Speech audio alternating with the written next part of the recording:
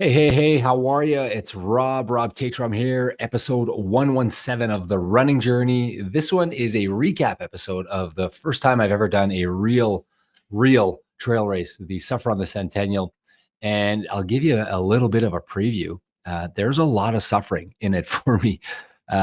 We talk about this race. We talk a bit about the jets at first, but I swear it's only like 3 or 4 minutes. After that, we get into the race and the race details. This is me admitting that this was way harder than I thought it would be.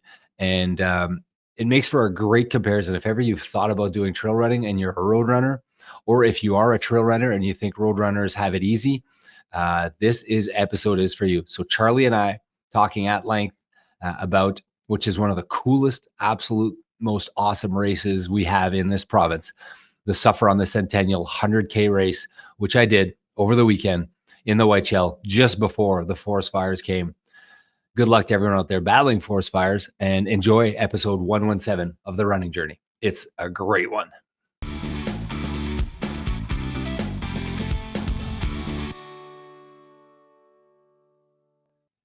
Hey guys, I'm Rob. This is my brother Charlie. This is another episode of The Running Journey. Welcome. We are joining you just a couple days after the Suffer on the Centennial. It was a rough weekend for me. How was your weekend, Charlie? A good weekend, pretty good weekend. Had played a lot of soccer with my kid. Is there a tournament or something? No, just he really loves practicing soccer. Michael? No, yeah, Nick. Yeah, Nick. Okay. So yeah, he loves it. It's not. I feel like a lot of kids like they just want to play, but he like wants to practice. So yeah, I wish my kids would want to. That's awesome. Good. It's awesome that you're enjoying that. So, what do you guys go to the park and just kick the ball around and you work on drills?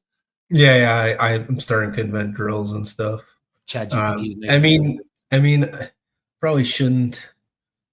He's not up there in the skill level, so probably shouldn't say this on the podcast. But anyways, he loves it. So, well, no, that's awesome. That's awesome that he loves it. And soccer is a tough sport. Like I was never good at soccer, and I was good at all the sports. Yeah. Speaking of soccer, we're going to talk about your race, but a couple Suffer on Centennial.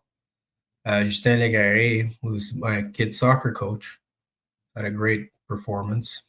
There's a couple other awesome performances. But do you know like Ryan Giuliano crushed it? Yeah, I saw all those guys. Yeah, I ran the race with him. Of course. Yeah. So amazing performances. You can talk about it. That guy, never heard of him, Scott Dodds. He beat Ihor Veris. He was faster than Ihor. Yeah, amazing. Way easier day. Way easier conditions, I'm guessing, this year, right? Yeah. An hour, they're saying. Well, they're saying like you could not have had better conditions at this time for this race. Like it was just absolutely perfect. It was cold in the morning.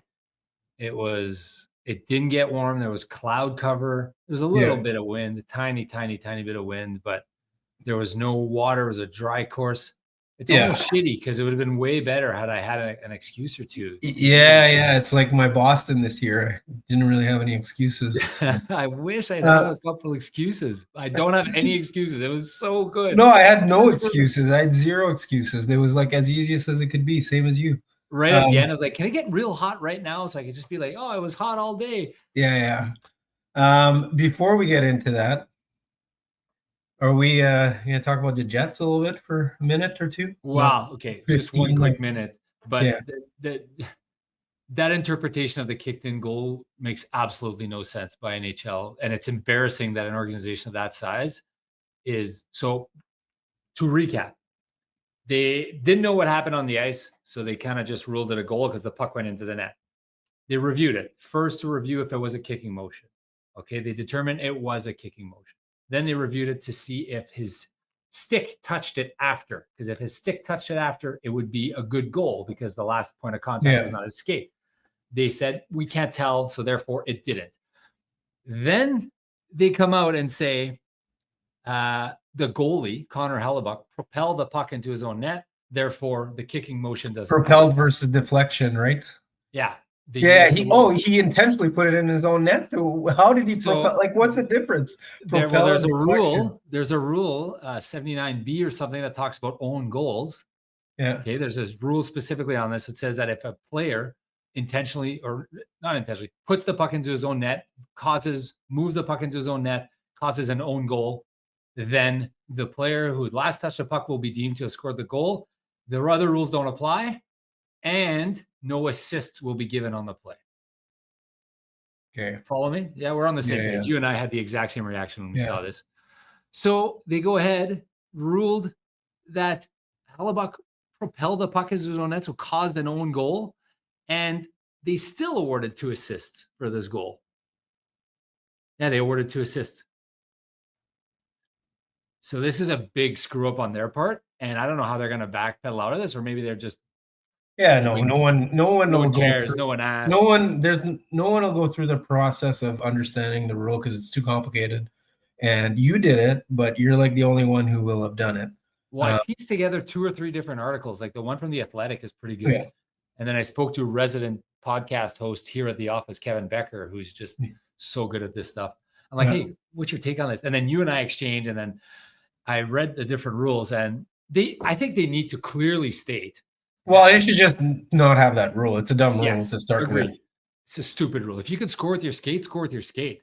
But let's assume they want to keep that rule in. They need to define like the action of the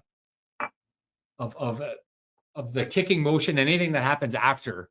Yeah. Like, so like if it goes off the goalie and goes in, that's still a kicking motion, right? If you take a slap shot and you shoot it and it goes off the goalie and it flicks in the air and it goes in the net, it's not an own goal. Yeah. The guy scored that goal.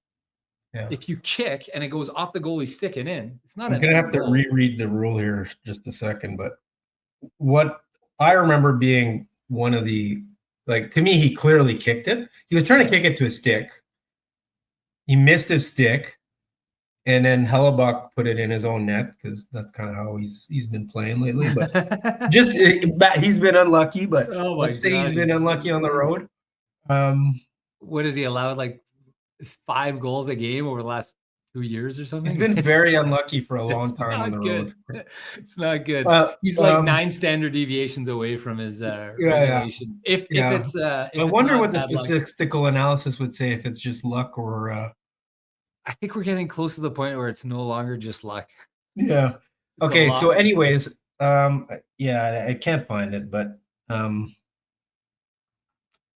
Anyways, I think I don't really care that much because I know that it's outside my control.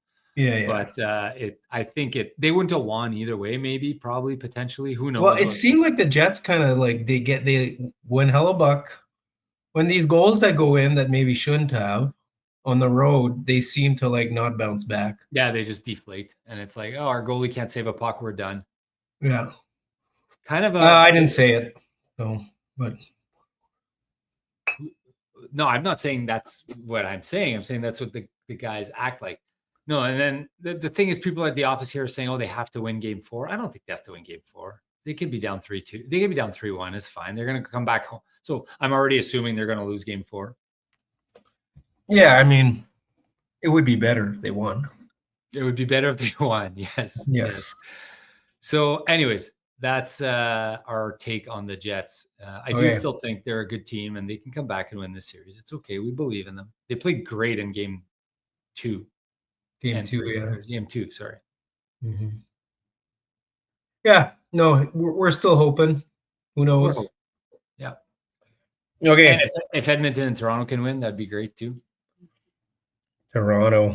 I've become a Toronto fan. What's happening? No, Toronto's done. Let's get serious. I'm going to be a Toronto Maple Leafs fan here. I wonder how much they're panicking over there. It must be. Oh, it's Panicville. It's Panicville for sure. Yeah. Okay. So Suffer and Centennial. Let's start with pre-race plans. I don't like these. It's like Ironman. There's so much overhead. The overhead for I wish I could just go out and run a 100K race and just that's why I like my little 100K that I did left at my parents' place. There was still a bit of overhead there, but I just dropped some water and dropped some food at the aid stations, asked them to be around and leave the hose on, and I could just drink water, and had my belt with me, and that worked. I felt like this was like they had the drop bags. I was stressing out a little bit the night before because I hadn't read anything. I didn't know, like, you have to drop off some stuff. When do you pick up your bib? So I booked a hotel at Falcon Lake, and I went the night because the shuttle pickup was at 4:15 a.m. and it was 2 hours from my house, the drive. So that means I would have to leave at 2:05 from my house a.m. if I didn't go the night before. Yeah. So that makes no sense. So I went out the night before. I slept at the Falcon Lake Hotel, and I actually, like, I wish I could use this as an excuse. I slept great. I went to bed. I didn't even want to catch the end of the Jets game. I was out before the Jets game finished. So I set up all my gear and I was ready. And I actually had Trav, my buddy Malkowski, shout out to Trav, who I was doing the 100K, didn't finish. He had an injury.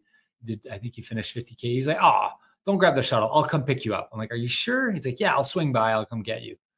So he swung by, picked me up at 5 instead of me leaving my hotel at like 3:45.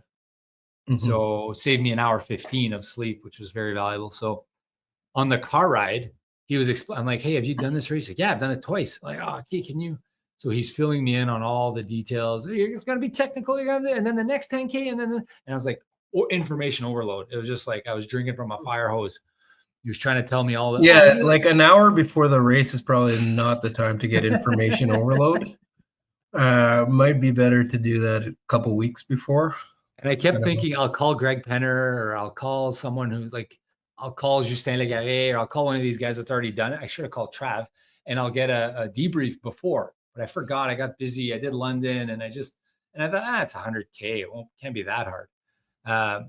Boy, was I in for a surprise. It was very, very hard. And I was like, oh, what am I going to do for vests? And I was reading, they sent an email. I said, oh, there's going to be heat. You have to be able to carry 2 liters of water on you. Like 2 liters that's a lot of water. So that means I need to get a bladder or a vest. I don't own a vest. So every ultra I've ever done, I've just done the little belt, the race belt with 300 milliliters. And I could squeeze another like water in there. So I could do like 1.5 liter almost, not quite 1.3 liters I could put in there, which would be plenty if you're seeing an aid station every 2 hours, that's plenty, right? Because kind of 500 ml an hour is that what you think? 600 hot day, maybe a little bit. It wasn't hot, right? So, no, but if it's hot, you would need more than that, I think. Yeah. So on this day, based on what I thought, my research, I thought I needed 500 an hour. So I was like, I don't need a vest. And then I was thinking, oh, you have to carry 400 calories on you also at all times. So 400 calories is 4 gels. Okay, I could just put those in the side. And then they're like, you have to carry a jacket and a headlamp with spare batteries and all these things. And I was like, oh my God. So I don't think I could put that all just in my shorts. So I went to Big Sky, shout out to Big Sky, running store on Taché the day before. Like right before I left, I said, hey, I'm running tomorrow. They were laughing at me like, you're running tomorrow? You're going to order this? So I bought a vest. By the way, do you know how much a vest costs nowadays? Way more than I thought.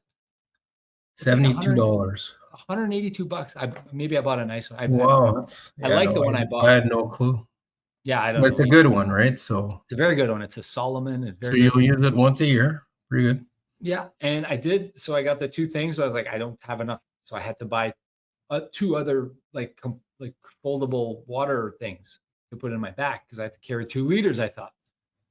So I wore this the night before. I'm trying to figure. I'm at my Falcon Lake Hotel, trying to figure out how to put this vest on, how to tie it. I've never worn a vest in my life, and I will say I thought I was going to hate vests a lot more. I've been an anti-vest. They're not so terrible. They're not so terrible, Charlie. Yeah, maybe I might incorporate them in some long runs. In your long runs.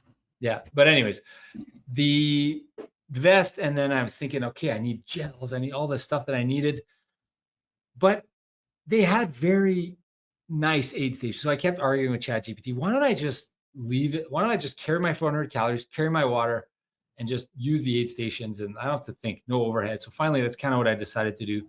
So I had my nice big breakfast. Trav picked me up. I was ready to go. I get down to the start. Right outside of Rennie, Manitoba. For those of you that don't know, Suffering on the Centennial has 4 distances. They've got 100K for the crazies. They've got a 50K, which starts at the halfway point, finishes at the same spot. They got a 25K and they got an 8K. The 8K and the 25K are in the Falcon Lake Resort. So you start at Rennie, you take the Centennial Trail. The first 50K is on in and around the Centennial Trail, which is a loose term, the term trail. And then the last 50K is from basically Caddy Lake through West Hawk Lake to Falcon Lake Resort. I think that's where you did your Frozen Falcon. Am I right? Where did you do your Frozen Falcon? Yeah, Frozen Falcon was at Falcon Lake Resort. Where the ski is there a ski hill? There's a ski hill. Yeah, that's where it was. Okay, so that's where. So that's not. There's elevation there. That's not super fun. Okay, so no big deal. I've done 100Ks before. I'm gonna do this. So I was talking to Juice. Legare, yeah, obviously. And I was thinking of him, and I'm like, he wants to do like 12, 13 hours. I was talking to him before, and I was talking to Trav. He wants to do 13, 14 hours. Like, I'm a 3-hour runner. Those winners are doing it in 9 hours. I was like, I don't know, 10, 11. What's it going to take me? I'm in shape. I'm in great shape. Best shape of my life. I've done these long distance runs. 10, 11 hours. I want to be near the front. And this is like, I'm bearing all here. It's embarrassing for me to say, but I'm saying it anyways, how wrong I was about how good these guys are at running and trails and how terrible I am, or I don't know what it is, just different skills or whatever, but they're way, way, way better than me. And I am not good at running on trails, I guess. So I was like, I'm going to start near the front because I asked Trav and he was telling me it's single trail. So if you want to pass someone in the first 50K, you kind of have to ask or they'll see you and they have to let you pass. And he's like, I'd go near the front if I were you, he told me. And I was like, I don't want to have to pass people. Oh, this is going to be so difficult and complicated. I was such an idiot, Charlie. Like how stupid that worry was of me. Instead of just starting kind of at a comfortable pace, and like you're not going to lose the race in the first 10K, right? 5K. No, the 10K to first 10K doesn't matter. Really. I was so. I would imagine. I don't know. I've never done anything like it. So that's. Well, you have done stuff like it. No, I haven't. Well, okay, you've done the duration portion. You've not done the agility / trail portion. Yeah. Yeah, I thought I'd done a trail race when I did that raccoon. Well, plus no, that was like loops. I could take a break every loop and the backyard. You mean? Yeah. Yeah, I remember. So I did. And then the Falcon Lake was also loops, and that was snow, so that's different. Yeah, no, I don't think I've done anything. I don't think I've ever even run on a trail in the bush where you actually need to have agility. That's what it was. I'm thinking like Saint-Laube or Marchand back in the day when we used to like mark those lines for Marchand West or whatever. Like some of that was what we were running through, just bush and like, there's no real trail. Like I know there's a trail, and I shout out to Greg Penner and his team. Like they created something here like really special in the middle of nowhere. And this race, from what I hear, is really gaining popularity now, like North American. Well, I could see you got like Ihor Rivera's coming in, and you got these stars. Yeah, they're talking about getting it as a qualifier for the Western States, I believe, is the Boston equivalent of running. Mm-hmm. So you need to qualify. You need to finish a race in a certain amount of time, from what I gather. And I'm not an expert in trail running, and any trail runners now are listening to me like, he doesn't even know. I think you get a ballot. We don't know anything about trail running. No, and we're not pretending to. In fact, this whole episode is dedicated to me telling you guys how much appreciation and respect I have for you trail runners. That's what this is about, because I Well, got my ass handed to me, Charlie. Got my ass well, handed to so me. when I did those workouts with Arete Endurance there, and there was like I feel like most of those guys were trail runners and they were so fast. So it doesn't surprise me that they were amazing. They were so amazing when we okay. So to start the race, this is a big preamble to okay. Now you know the punchline. The punchline is I got my butt kicked.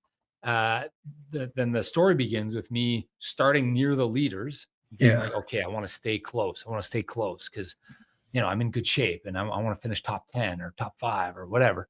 And those guys were moving on the sheer granite to start, and then logs and rocks and bogs and mud and trees, and you're Like not. maybe you didn't have the right shoes too. Yeah, I was told to get a Because pair of you, Vibram or you probably something. need better grip on those things. Yeah, that's what Trav suggested to me, and I don't know. I have my I mean, nothing. I wouldn't have thought of it. I would have thought no, but yeah, it sounds like it was slippery rocks and stuff But and it trees. wasn't that slippery. Like, I'm not Not making that slippery, excuses here. but getting a little bit more sticky, like rubber, or the touching it might help. I honestly think they just had more confidence in their stroke, and their stroke being their stride, I guess. Like They've done it before. They've done it. And well, there's a bunch of things, but one of them is for sure they've done it. They knew the path, and I use path. There's no path. You see a marker like 100 meters away, a little thing on a tree, orange marker, and okay, I got to go there. But I was really meaning more like they've experienced the feeling of taking a nice soft step on a rock and then a soft step on a log, and then they've experienced that way more times, so it doesn't really affect them, Yeah, they have the fortitude, the balls to just go and go and go and go and go, where I was like dancing around the steps, and I was getting past. I was getting that first. I thought I was going pretty fast, but like everyone was passing me, and excuse me, and I was like, oh, how are you blowing by me right now? Like, I'm working pretty hard here, and everyone's just blowing by me. Like the first, I was near the front of the pack to start, and I tried to follow them, and I couldn't do it. Like, they were just way more. I was watching them like, because they were all in a line, right? It's single track, so like my group was at first, I don't know, 8K, let's say 10K, I don't know, 5K, whatever. I just could see their feet, like boom, boom, boom. They were so nimble and agile, and I was just so discouraged because I couldn't do what they were doing. I was working so much harder than they were. So I started realizing, okay, you know what? This is not going to be, you're not going to podium this race, Rob. Like, you're not going to finish top 5 at this race. So yeah, I feel like maybe had you started off at the back more and just kind of graduate, like that's a negative thought to have right away, right? So that doesn't help you. So no, like, as opposed to like building into it, maybe you would have been like, okay, I'm getting better, as opposed to like trying to follow just a thought. I don't know, like, because no, I you're feel right. like as soon as you start having negative thoughts, no matter what the race is, it's not helpful.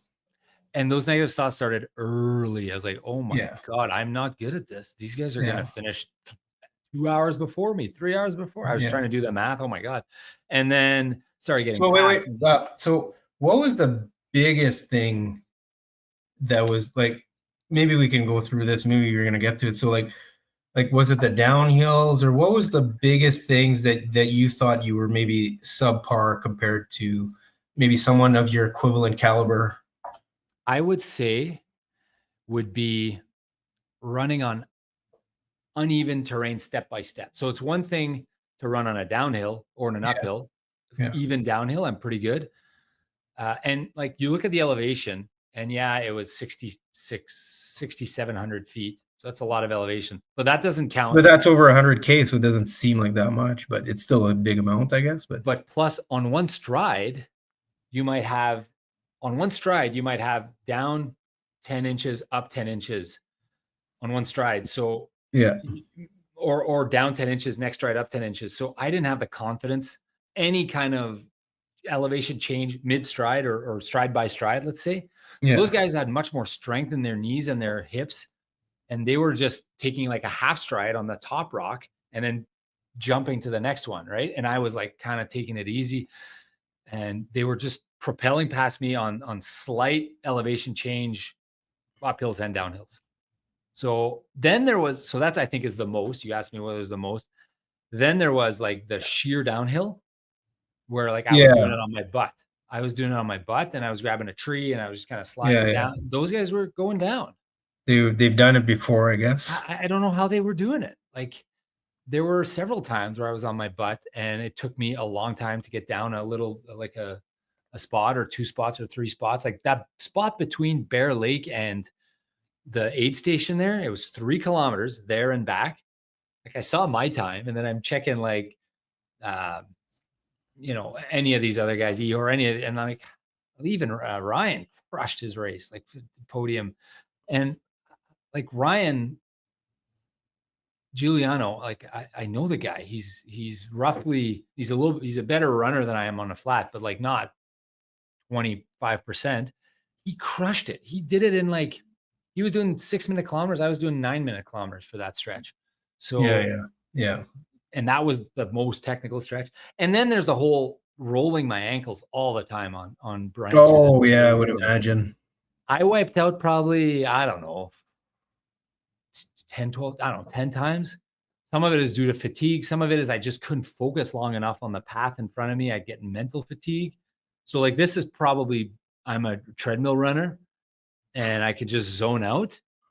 I'll tell you what I was. Yeah, I'm thinking like I would still be shitty, but I think I would maybe adjust slightly quicker than you because I do get like these things where I have to jump over things and stuff like when I'm running and adjust. But it's not like a trail, but it's like I do a lot of adjustments on the fly that my brain is more used to, I would imagine. Every time I would wipe out, oh my God, I was deep into thought. And I was like, I wasn't even watching where I was going anymore. And all of a sudden you wipe out. And that's what I love about running. And then like kilometer. So basically the race, I'll divide it into, call it 3 chunks. The first 50K is the Centennial Trail. It is the most technical. It's the most brutal. It's no fun. It's wonder why they call it the Suffer on Centennial. Yeah, they figured it out. Is there a lot of suffering going on? Oh my God, there was so much suffering because I was extrapolating the math, Charlie. That's why I was like, you were like trying to convince me. I'm like, no, there's a reason it's called Suffer on Centennial. Yeah, I was wrong. I'm admitting I was wrong on this one. I'm admitting I suffered immensely. But at the same time, though, I mean, you should be proud that you did it. And you fought through it. Oh, thanks, Mom. Thanks, Mom. No, but I mean, so it's a challenge. It's a different challenge. Yeah, it is different. It's way outside my comfort zone. And I'm guessing that you probably you want to do more now, I'm guessing, and like figure this thing out. Louis Cormier texted me last night. And he's like, so Louis Cormier is a guest of the podcast, friend of the podcast. And he's the guy who quit and he's been doing Appalachian trails and all these trails. And he calls it type 2 fun. And he asked me, type 2 fun last night or I'm kind of starting to think I got to do another one of those. During the whole time I was like, why did I sign up for this? I'm never doing this again. This is ridiculous. Well, the problem is I hadn't read the course enough. I didn't really know what I was signing up for. I didn't know. I was so busy. And let's say I was at kilometer 30. I was like, holy smokes, how long is this going to take me to finish this race? Like I was doing, I don't know, 7, 8, 9-minute kilometers, some kilometers. I was like this because I wasn't able to run. Were you able to run? Like, let's say you got a good stretch. Were you able to run? Yeah. So there were some, to be clear, there were some spots in the first 50K that I could run. Obviously I did some 6-minute kilometers. So clearly I was running. But the worst part was between, I think 23 and 50. Like I'm looking at my splits here, 9:30s, 11:30s, 9:50, like nothing below 8 for or nothing below 7:50 from like kilometer 29 to 50. So I remember that stretch. You're running some, but on a kilometer, you're not gaining enough because you're also walking 16 minutes per kilometer, 17, 18 per mile. Sorry. You're walking, and it's not like me and you when we were walking at the. No, you're walking slow because you have to navigate. 22 you have to navigate the bushes and the rocks and stuff. So I know that like every time someone would pass me, I would watch them and I'd be like, that guy's better than me or that gal is better than me. And why are they more confident?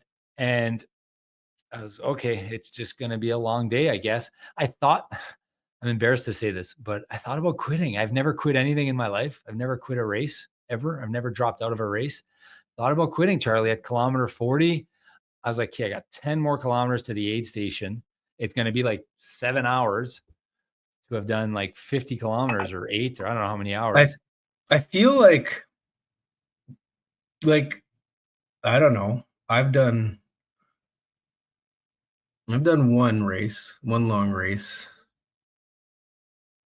and I definitely caught a thought of quitting in that one. And I've thought of quitting in a lot of other races, so I'm not surprised. Yeah. So when you say you should be proud, you said something like that. I do feel proud that I did not quit because I had nothing to show for this. It would have been Yeah. so easy to just kilometer 50, just, oh, I got a bit of a thing in my hip. I'm out, whatever. Could have Yeah, just yeah. said anything and I just could have saved face. But then I ran with one of the Well, you guys. finished 15th out of 40. It's not terrible. That Yeah. finished. Out of 40 that Yeah. finished. 60 signed up, 40 finished. I know a bunch pulled out. So yeah, okay, that's good. But I mean, And some really good, like some crazy good guys ahead of you. Like, yeah, this is kind of like I don't know, a ball hockey player, like a great ice hockey no, player. it's like when we thought we were good at chess in high school. Yeah, and we go And to the then we started nationals playing in the 2200 guys. and they would just crush us. No, I meant like the different sports, the Oh, comparison in yeah, different yeah. sports. So Yeah. you're a super good ice hockey player, and you're like, Yeah. I played ball hockey like in the gym when I was younger. I'll go play ball hockey, and then you're Yeah. playing against guys like Rémi Larancelle and the national team, and they're just good at that sport. They're so good at that sport. Yeah, So yeah, the skills you think they transfer, but they don't. Anyways, I was talking with a guy, and I was telling him how miserable I was, and he goes, "Well, you'll be able to run soon." I was like, "Really?" He goes, yeah, it opens up after McGillivray Falls. And what do you mean it opens up? He said, oh, you can jog. You can actually jog. I was like, I can jog. I'll be able to jog. He's like, yeah. I was like, I just wanted to jog so bad, Charlie. I was like, I just yeah. want to run. I just want to run so bad. So that got me going for the last 5 or 6 kilometers to the halfway point. Because I was like, okay, 5 or 6 to the halfway point. I get an aid station and then I can jog. I'm going to jog. And you were sure that that was accurate. Well, I asked him, he says, trust me, I've done this. I'm like, Yeah. you're sure? Yeah. Okay. And I kind of went back through my mind. I was like, I think there's a part that's the trail that I had run when I did Run with Rob last year, 2 years ago, Yeah. from Falcon to the border, I think. And I wasn't sure, but so we get to the aid station at the halfway point, and I am miserable. The good thing about these volunteers, huge shout out to the rate. I wish I had excuses. I have no excuses. The volunteers were so good. You'd show up, they would take your bottles from your chest, Yeah. Tailwind or water, one of each. Tailwind, they'd fill them both up, You were like, I don't care. put them back in. They were like potatoes, and like they could see, hey, we got a chair Oh here. God, potatoes. I ate potatoes at I every would aid love station. getting potatoes on a long run. Just boiled potatoes. I was just crushing Give me boiled some straight up potatoes. potatoes. Yeah, it was so good. They had other stuff, but for some reason, I was crushing my potatoes. I loved it, and I handled my nutrition perfectly. I handled my hydration perfectly. I was Oh yeah, you drinking. did. I was gonna ask you about that. Like no struggles there. No, I was just doing 500 mil an hour, very, very consistent. I was tracking. I was doing the food. I was ballparking the food, but I knew roughly how much I was eating. And like just tailwind, I was getting like whatever the math is, 60. I think I was getting like 50 grams an hour just of tailwind and 300 calories. So it's kind of like drinking scratch, right? When you're drinking scratch, you on the bike, you just. So I was very, very confident in my. You all right? Everything good? Yeah. Go ahead. So I knew I was getting my nutrition. I was eating at every aid station. I was overloading a little bit. I was taking a gel in addition. So like I had no problems. Food was great. I was peeing a lot.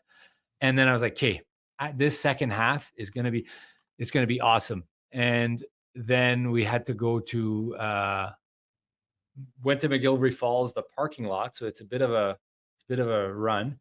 And then I'm like, okay, I can run now. Yes. So I get going. No running. It's still this barren brutal country rock. And I'm like, I was starting to get pissed off. The guy said running. And then I like 3-4 kilometers later, I hit it. So like at 50, I don't know, 55, 56. I don't remember exactly where, but Did you I feel the joy of running there? It was felt like the joy of running, Charlie. I yeah, felt so good. after like 55 Ks of like trying All to day, it felt like all day. All I wanted to do was run. It was the first time I was running, and I was like, yes, I'm running. The problem was I was so beat up, my legs, my hips, my stabilizers. Like yeah, I had no injury. I have no excuse. No injury. I yeah, you're felt just great. sore. It was just so sore that I couldn't go up the hills. I had a hard time jogging up the hills. So I had to Okay. walk up the hills. So I was running 10-minute miles, felt awesome. Running 10-minute miles. I was like, yes, this is great. This is great. But every hill I would have to walk. So I ended up doing like, I don't know, 11, 12-minute miles, right? Depending on how many hills there were. There was a lot of hills, so much elevation. So like, and I was doing my laps. So like that, the elevation between like those kilometers from 55 to 75, so 20 kilometers, had 1,600 feet of elevation gain in like 20 some kilometers. So like that's double, almost double Boston Marathon in half the distance. So it's a lot. I'd say it's a lot for me with the shape I was in. It was a Yeah, yeah. lot. So, but a bit of a question there. Like, do Yeah. you think maybe like you were what, 2 weeks from London or? Yeah. Good point. So I'm assuming your legs probably got more tired quicker because they weren't fully recovered. Plus, you probably didn't train much since. And so you weren't in like, it's not like this was an A race. Like I think That's right. so if next year you make this an A race or I make this an A race, I think I'll have an intervention with you. No, I'm kidding. no, I'm just saying like I think you could do a lot better if it was Yes. like your A race, but you would probably put in a lot of time in the trails, I think. Yeah, put a lot Because of time on the trails. You'd want fresh legs. So like your fresh taper legs. and all Like that. you feel different when you're like peaking for a marathon than so you weren't peaking there, obviously. No, Right? I thought about that a few times. Like, am I sore because of London? I just thought, am I? I don't know the answer. Because I Yeah, felt no, like I would think for sure it would have us. It's not like you definitely weren't.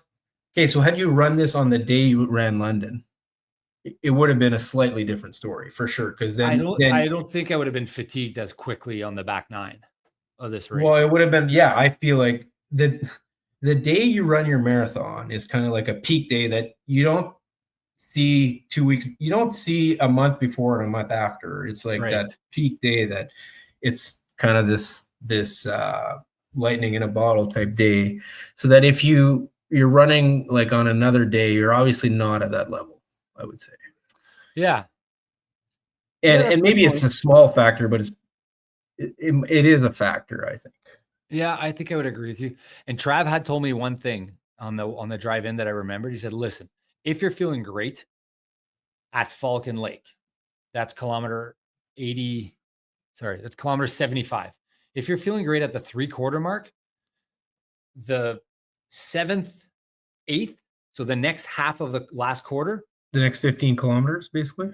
12 and a half, 13 is flat and you can go for it. That's the spot where you can run. And if you're feeling up for it, go, because after that you got a tough 12K to finish. So you're not going to be able to run. So you might as well get your heart rate up. You might as well go if you're Yeah. So I remembered that. So as I was running into town, Falcon, so now I'm at, kilometer 50, 60. I kind of want to pull up your My splits. yeah. I have them up here. 70, like once I hit that, the aid station for me, and that's another thing is I ended up doing 102 kilometers and like the winners did 98 or 99. And I know why. It's because I kept getting lost all the time and I wasn't taking the tangent because there's no trail. So the winners knew the trail a bit better, maybe. yeah. And I'm sure they've practiced and like I did 2, 3, 4% more than what some other runners did. And yes, I got lost a few times, turned around, and so that's partly on me, for sure. That's on me. And that's to be expected because I'm new to this. I'm just saying 4 kilometers is all, that's a half hour extra, right? So yeah, I hit the aid station at 50, 51 there. and or I think and then when I started running at 54 there. I was like, all right, kilometer 54 I ran. There was an aid station at, I don't know, 70, I want to say 65, and then another one in town at Falcon Lake at 75, 80, somewhere around 77 maybe. And that was the awesome people at Big Sky again. So I think aid station 50 was Trails of Toba. That's quite an organization. Do you know much about them? They're like, isn't a Joel part of that or something, or no? probably. Joel is it's funny because I was asking Joel how he thought I would do, and he just kept like trying to get me to taper my expectations, or he was trying to motivate me. I don't know. I was like, trail runs are hard, Rob. Like, you're gonna do great, but just know that this is not like he was so right. He was so right. Yeah, I kind of tried to tell you a little bit too. I didn't know because I've never done, but all I knew is it's going to be harder than you expect. Yeah, I was wrong. I was so wrong. Because you sent me like some pacing, and it was kind of irrelevant. It sounds so like irrelevant. because it sounds like you just run when you can run, and the rest of the time you kind of just for get a hacker like me. For a hacker like me, for those guys, they run most of it. Yeah. Well, obviously they run. The guy did it in 8 hours and something minutes, which is like no 7. Wasn't he under 8? No, eight something. I think he did 8 something. But like that's an 8-minute mile, less than a 9-minute mile. I don't understand how that's possible. Like I don't understand how that's possible on the terrain. Obviously, he's doing the good sections at like 7. Yeah. And then he's doing 10, and then the hard sections. And there are very few hard sections for him. He's probably able to do 8-9-minute miles on the tough part. Right? Yeah. Like I just don't understand. There's a guy who did 340 or something on the 50K. Yeah. 340 on the 50K. Like that's my pace on the London Marathon on the whole thing. Yeah. Now the 50K is the back half of this thing. So it's more runnable for sure. Thank God they don't reverse this, Charlie. If this thing was reversed, you'd have. Why? Because the beginning's way harder, you mean? The beginning's way harder. Way harder. The first 50K is, and then you could run a little bit into town. And then there's a flat 12K there that you can actually run pretty much the whole thing. Then you get into the tough part. Then I saw the guys I saw Greg Penner and Jayla and René Beaumont and all the guys at Arrête. Am I saying that right? Arrête? How am I saying that? Who? The name of their. Oh, I don't know. Arrête? Arrête? I feel bad. I don't know. It's a word. It's a Greek word. For something. Perseverance or something. It's not the French word for stop. I ate. It's not. So you saw Jayla, Jayla and Greg, and you saw all the people. All those there. guys. So I got to.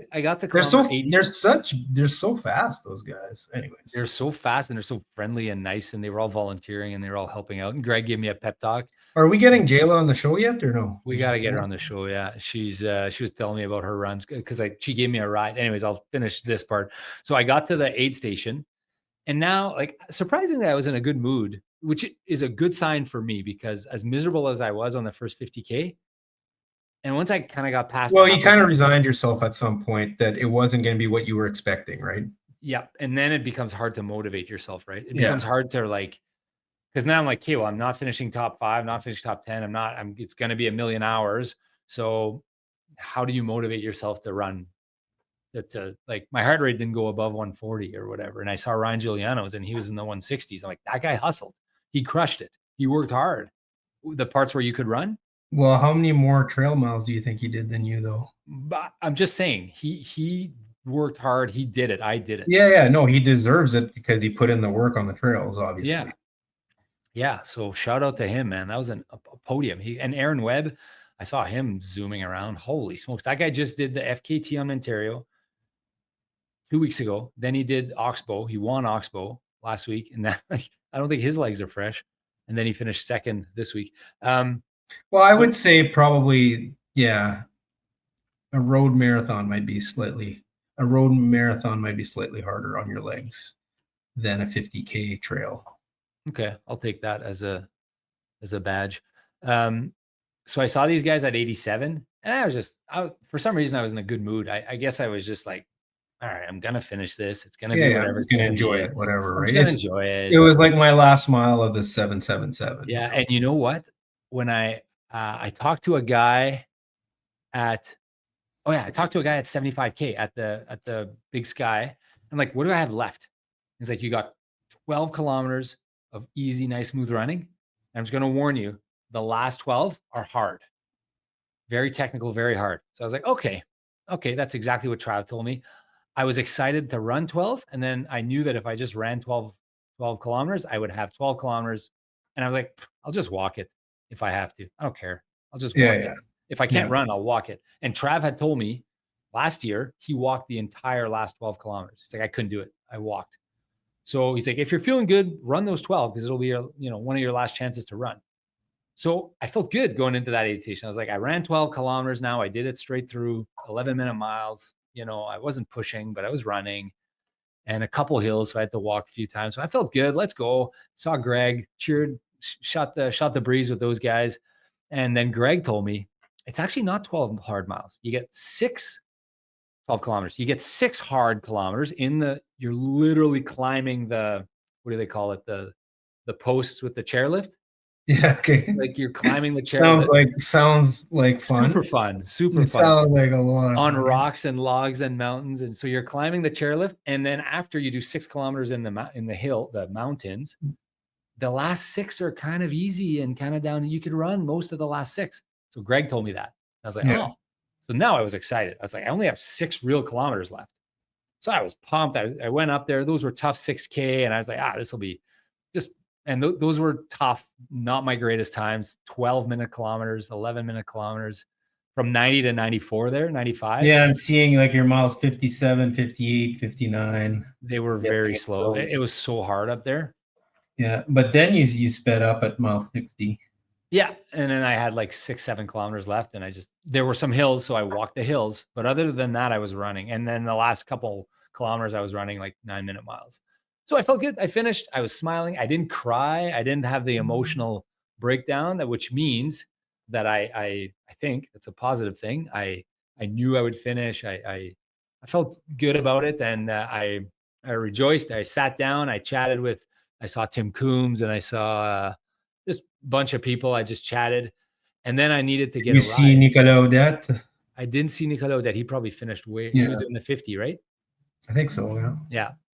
So if I were to recommend anyone to try this out for the first time, I would strongly recommend you do the 50 because you get the back 50. You get the kind of the easy 50. Try that first year, see how it goes. And because like that 100K, it says it on the website. Like don't do this if it's not for the faint of heart or whatever. And I would totally agree with that. It is hard. It is so hard. Anyways, I needed a ride back to the hotel because I had left my car there because Trav was picking me up. So Jayla gave me a ride back to the hotel. Jayla and her daughter Ash gave me a ride back to, and then we chatted about training, and she's got injuries, and it was just fun to chat with like a passionate runner who's like all we want to talk about was running and training and A races, and so shout out to her and her training, and she's got Manitoba Marathon coming up, and appreciate the ride, Jayla. So anyways, that's my story. That's my recap story. Is she A racing that one? She is A racing it, but she's dealing with, anyways, okay, too much, but she's dealing with an injury. She's hoping to get through here. I wrote a couple of things. What else did I write? Big Sky. Yeah, didn't know. Okay. One thing I wanted to mention, those vests, they actually have bruises down the middle of my rib cage here from where the bottles were. Yeah, where the bottles would kind of bounce on my chest if they were too full, and I didn't really feel. But now I'm like, I'm sore, like all the way here where the 2 bottles were. Well, I mean, 100K will do that. Yeah. No, I feel good. Like I had no injuries. How grateful I would have been if you would have told me 5 days ago, Rob, you'll be able to run this whole thing. Perfect weather, perfect aid station, perfect nutrition, no injuries. You'll feel great the next day. How happy are you going to be about the day? I'm like, wow, I'm ecstatic. I must have had a great day. No, you had a shitty day, but you still not injured and all that. So I'm ecstatic about like post race, no injuries. I'm very, very, very, very, very sore, obviously, the hips and the knees and the ankles, like the stabilizers. The hips are like, I'm bruised on the side of the hips. And I know that I need to shape up if ever I do something like that again. And I'm starting to think it was a little bit fun, actually. Maybe. Did you see the 50K results? Yeah. Didn't the guy do a 340 or something? Or am I wrong? No, but yeah. So our backyard guy, Steph Remmer, that runs Stefan Remmer, that does the Old Tom. Remember, I talked. He's like 45th all time or something in Canada. I don't know, whatever. Anyways, he did it in 3:44, and he beat Mikhail Garillo, which I thought was like pretty much. So that's interesting. Like the all-time fastest time, you mean? Course record? No, just this year he beat him 1-on-1. They went 1-on-1. 3:44. So he's what, like a 2:20 marathoner, 2:30 marathoner? He's a fast marathoner. I don't know. No, he's like a I don't know, 2:30 maybe. I mean, the back 50 is runnable. It's a ton of elevation, but it's runnable. And then you got those 6 kilometers in the mountains you got to deal with. So I don't know how he does a 3:40 because that's London Marathon pace, right? 50K. Well, obviously he's like a beast. That is so impressive. I've done intervals with him. I know he's fast. And he must have all the confidence in the world. Like in that mountain, I bet you anything he went and ran it like 10 times and he knows every spot. And it's not just being able to run up a mountain, because that's hard enough already. It's dodging like the rocks and the logs and the trees and the water. Oh, so shout out to Stefan Reimer, right? That's his name. Yeah, that's amazing. Yeah. Everyone out there, like Juice Legaré, like. Oh man, that guy is such a good runner. Like you could tell. Like, I mean, oh god, he's got strong legs, I would imagine. But. Strong legs. And I mean, obviously the top 3 and everyone that I saw. I met this guy. I ran a chunk with him, which was fun. Because sometimes you just want human connection when you're out there and you're miserable by yourself. Yeah. What was his name? Braden. He was doing a relay. I got to connect with that guy. We're really connected.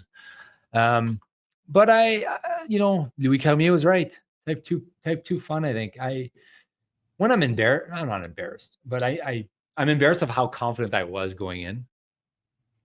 Yeah, you were pretty confident going in. I was way too confident. No, I think you were a little high for my London. I don't know. Well, I mean, you had reason to be confident because like you ran up London so easy. Like it was like, I mean, I don't know if it was that easy, but you had a really good result. And so there was reason for you to be confident, but at the same time, I was surprised. I thought you would have done better. So I was also surprised. You're checking the results at like 5 p.m. No, I didn't. I was like, I was expecting to see your Strava post like 4 hours earlier, but must have.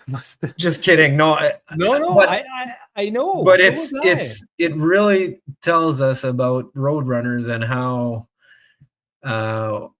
much skill involved is in trail running that we so much respect for trail runners. And so my time was 13 hours and 34 minutes, I think, something like that. 36 minutes. Yeah. That's yes, it's top 15. So I'm pleased with that. It's 12 and a half minute miles, I think, something like that. Is that what it is? Or just under 13-minute miles. So it's, I'm not moving that fast. So what are you going to do to feed the addiction next? My addiction in running, I want to run again. I want to run a road race again. I want to feel confidence again. There's lots of road races. Yeah, I'm going to do those. I don't want to, like maybe I do that once a year just to bring me back down to earth. Cause that's what the Saturday did. It knocked me down 3 pegs and I needed that. I deserve that. Man. And like doing hard things is good. Right. Mm-hmm. This was so hard. So hard. I don't know, man. I have nothing now till like July, and that's very long. It's very far away. What about you? We have we're still doing the June 1st race. I'm in Quebec City. The 2 for twosome? Yep, I screwed up my weekends. I thought I was around. I'm not. So okay, good. Well, no, that's okay because I run it with. No, because I might do a bike race instead. We'll see. Oh, okay. Which bike races are you doing? there's like a time trial. There's a tour of Riding Mountain that I'm thinking. I bought a bike this weekend, by the way. Okay, so it's funny, before you get into your bike story, I look at you and I ask you, you're all like hesitant to tell me, like you're like, I I'm gonna go deeper down this biking hole. I'm excited for you. I'm happy for you. I've been trying to get you to do these brevets or these road races that our buddy Victor did. Like, did you know those existed? Yeah, I knew, but I didn't have a bike, so I would have considered going to it. The one that Victor finished second. So that's like a time trial. No, That's that's like that one. Sorry, what was that? Just the race. Oh, it's a Peloton type thing. Well, so the way that one was one where I think you start in separate groups. So there's different categories of riders. So the top guys go, the slowest guys go first. It was called the Hare and the Hound because the hare chases the hound chases the hare, I guess. So the slower guys go first, and then another group goes, and then the faster guys go last, and you're kind of working together with your group to catch up the guys that are at the top. That's kind of cool. Yeah. Okay, so you bought a bike. Tell me about the bike you bought. I hope it's fast. It's a racing bike, so we'll see. Like a road racing bike, non-tri bike. Yeah. So you have 3 bikes now. If you count your BMX. I have 3 bikes. Not your BMX, what do they call them? Mountain bike? Yeah, my mountain bike is very slow. Mountain bike, tri bike, and this bike. Now, this bike, you don't have to tell me how much, but did you spend more or less than your tri bike? Less. Oh, more than your mountain bike. Yes. In between those two. And on a linear scale, you're like 80% of the way to the tri bike? I'm not gonna say. Okay. It's got nice wheels. It's got nice wheels. And so the funny thing is that this guy I bought it from. Oh, you bought it like on. Yeah. So he like seemed like he was like sad. He was losing his baby, selling his bike. And I asked him, like, why are you selling it? He's like, oh, I'm running a lot. Oh, you're running. Interesting. So I ended up talking to him about 30 minutes about running when I bought my bike. So he wants to do sub 3 at Manitoba. And so I started asking a bunch of questions there. Then when I got to that, yeah. Anyways. Cool. Has he ever, now I'm all curious. I want to call this guy. Yeah. I don't think so. He told me the best he's done is like a 3:45 or something. And he wants to go sub 3. So I don't know. He said he's running. So this part I wasn't sure. He told me he was running 100 miles a week right now. A lot. But I think he meant a kilometers. Kilometers. Yeah. So I'm not sure. It's funny that like you get to someone who like talks about running or wants to, and all of a sudden you just want to talk to them. Juice texted me. I was driving back from Falcon. I shouldn't have. I drove myself. I crewed myself, so there was no one with me. So I'm just driving back from Falcon Saturday night.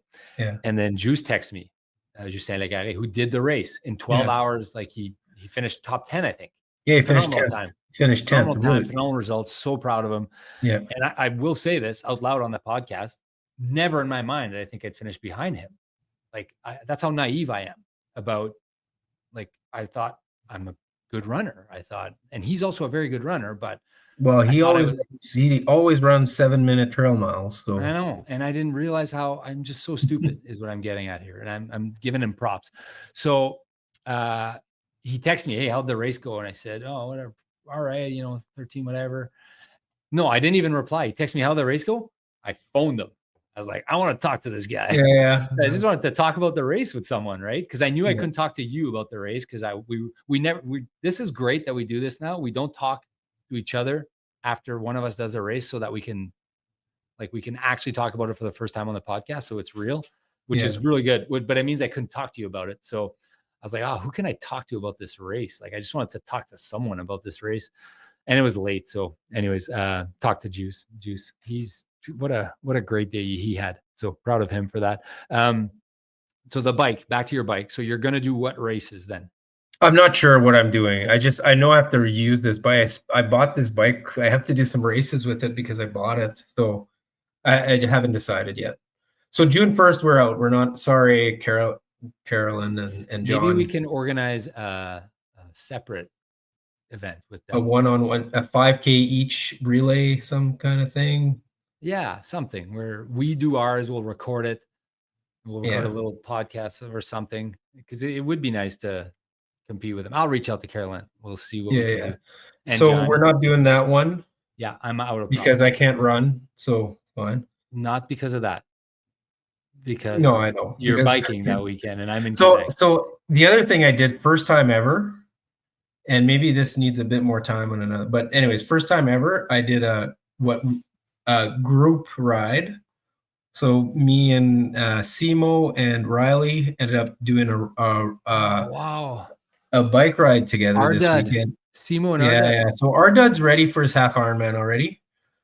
He's already there pretty much. Nice. Yeah. Well, they had their bikes. Simo's so fast. I'm not going to be able to beat him this year. At what? At the half Ironman? At triathlons in general. I don't know. Any triathlon?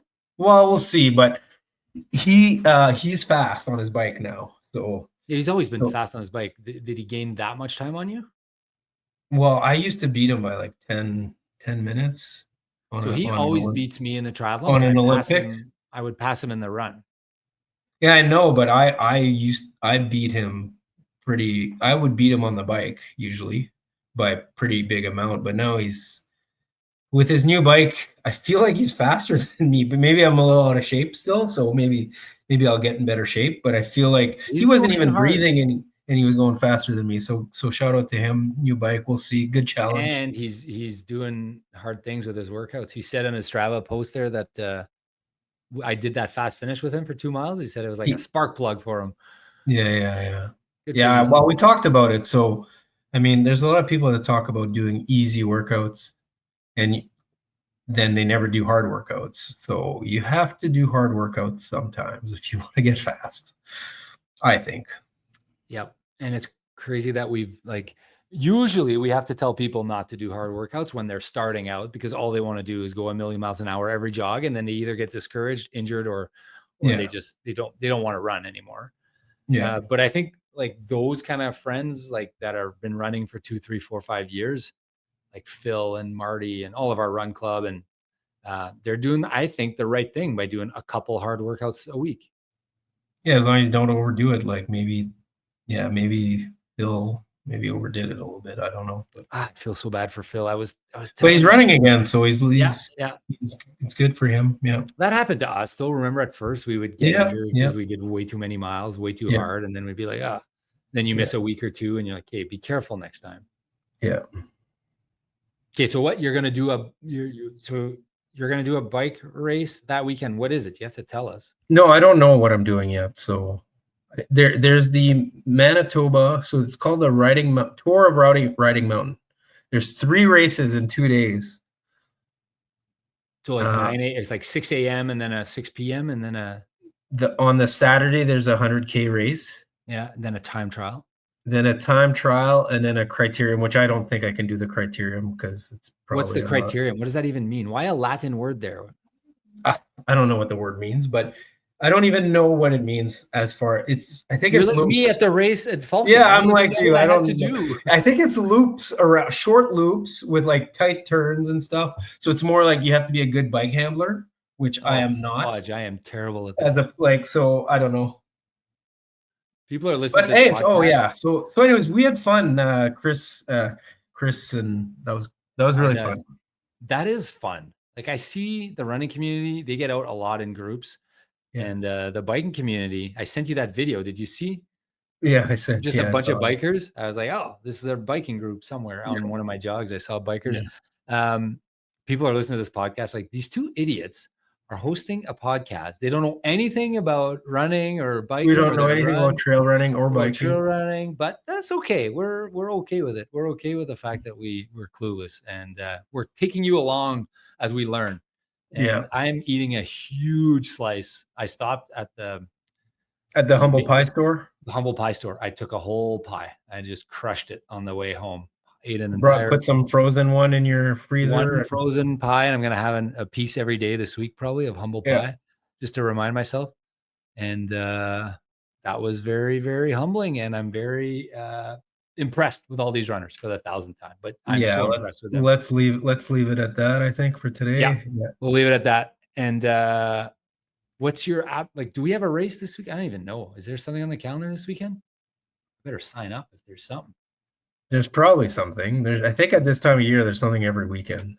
Okay, so we'll figure it out. And if we're doing a race, Oh, I'm not doing a race, but you can do one. Yeah. Well, I can't really move today. Patrick put a swim in my. I woke up this morning. I'm like, I'm not doing a swim. I'm not doing it, Patrick. Not doing a swim. Not today. So yeah, I didn't do the swim. Anyways, thank you, Charlie, for taking me through. It was a very fun and painful type 2 day. Thank you guys for tuning in. Hopefully, man, you guys are getting jacked up for your races this summer, getting training, getting ready, getting hyped up. Last couple of weeks of build here for anyone who's doing the Manitoba Marathon. You're into week 4 here, so you're close to your peak week. So I wish you all the best this weekend for your heavy runs, George, and everyone we know who's running that marathon. Good luck, guys. And remember, more miles, less pace. Let's go.